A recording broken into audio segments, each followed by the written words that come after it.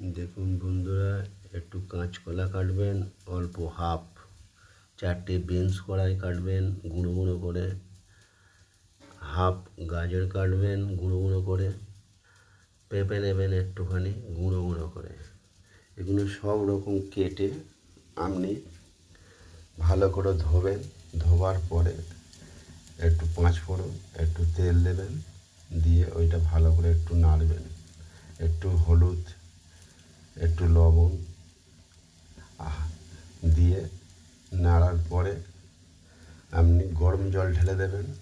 গরম জল ঢেলবার পরে একদম মাখা মাখা হয়ে আসবে, আপনি নামিয়ে নেবেন। নামিয়ে নেবার পরে দেখবেন ওইটাকে একটু ঠান্ডা করে পেস্ট করবেন। তারপর অল্প ভাত দেবেন। ভাত দিয়ে আপনি ওইটাকে ভালো করে মাখবেন।